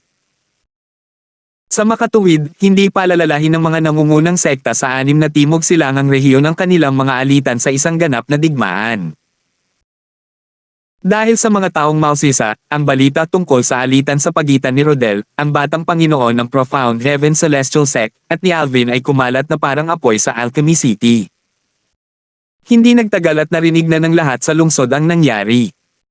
Sus Mariosep! Galit na galit si Rodel nang matuklasan niyang kumalat na ang balita tungkol sa nangyari sa buong lungsod. Wala na bang ibang magawa ang mga taong iyon? Bakit nila ako pinagchichismisan? Kumislap ng matindi ang mga mata ni Rodel habang bumubulong sa sarili, ang mga taong iyon mula sa Tai Celestial Sect. Teka lang.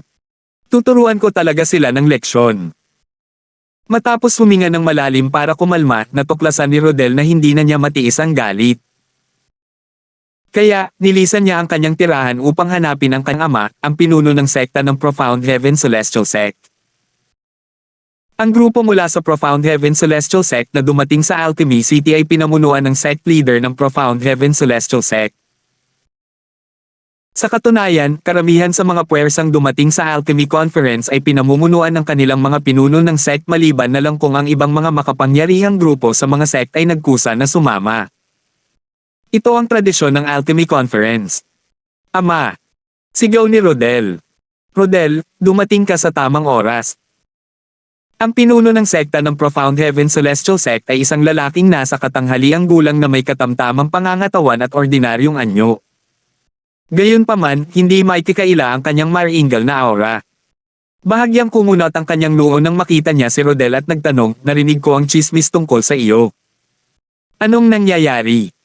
Bakit mo hinamon ang Tai Celestial Sect nang walang magandang dahilan? At saka, Bakit mo iniwan ang Red Electric White Tiger at ang magkapatid na Tong? Nakaalis na ang mga tao ng Taiyi Celestial Sect ng mga oras na iyon at hindi na nagbabanta sa iyo, tama ba? Bukod dito, kung talagang gusto kang patayin ng 8 Trigram Celestial Duke ng Taiyi Celestial Sect, wala kang pagkakataong makatakas. Lalong naging seryoso ang kanyang tono habang nagsasalita siya. Ang mga mata ng pinuno ng sekta ng Profound Heaven Celestial Sect ay naging matalim at mabangis habang sinasabi niya, bukod sa mga chismis tungkol sa iyong pagkapahiya, sinasabi rin ng lahat na ikaw ay malamig ang dugo at mabangis. Nasaktan ng magkapatid na Tong dahil sa iyo ngunit iniwan mo sila. Ang Red Electric White Tiger ay regalo mula sa iyong nakababatang tiyuhin para sa iyong ika-200 kaarawan. Kung alam niyang iniwan mo lang ito sa mga kalye, ano ang iisipin niya? Ama, ako. Hindi inaasahan ni Rodel na pagagalitin siya bago pa man siya makapagsalita. Hindi siya makapagsalita at nalungkot. Maya-maya, ang pinuno ng sect ng Profound Heaven Celestial Sect ay malamig na tumingin kay Rodel at may alam na sinabi, bakit ka nandito? Pumunta ka ba sa akin para maghayganti para sa iyo dahil sa maliit na alitan sa pagitan mo at ng mga tao mula sa Taiyi Celestial Sect? Oo. Huminga ng malalim si Rodel bago siya sumabat. Ama, alam ng 8 Trigram Celestial ng Taiyi Celestial Sect na anak mo ako, pero hindi ka pa rin niya pinansin at pinahiya pa rin niya ako. Malinaw na wala siyang respeto sa iyo. Sa tingin ko. Bago pa matapos magsalita si Rodel, sumingit ang sect leader ng Profound Heaven Celestial Sect, ano sa tingin mo? Tumingin siya kay Rodel, halatang dismayado na hindi umabot sa inaasahan ng anak niya, at sinabing, gusto mo bang ako ang humarap at harapin ang 8 Trigram Celestial Duke mula sa Taiyi Celestial Duke? Ama, kung wala kang gagawin. Masisira ang iyong dignidad at reputasyon, muling sabi ni Rodel. Bago pa man siya lumapit sa kanyang ama, plinano na niya na baligtarin ang kanyang ama laban sa 8 Trigram Celestial Duke ng Taiyi Celestial Sect. Hanggat handa akong tulungan ni tatay na harapin ang matandang ninuno ng Taiyi Celestial Sect. Madali kong makakaharap ang iba. Sa oras na iyon, ang walang kapantay na kagandahang iyon ang magiging laruan ko. Nag-aalab ang puso ni Rodel sa kasabikan at pinanibik ng maisip niya na si Tanya ang magiging laruan niya.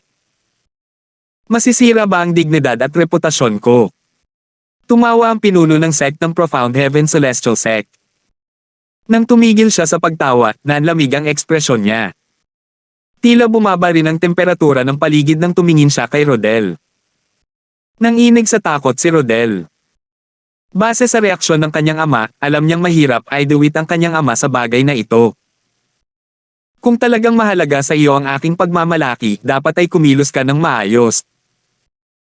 Sabi ng pinuno ng sekta ng Profound Heaven Celestial Sect sa malalim na boses, bago ito, walang nang ahas na galitin ka dahil ako ang iyong ama. Kahit na ikaw ang magkusa na galitin ang iba, magtitiis sila.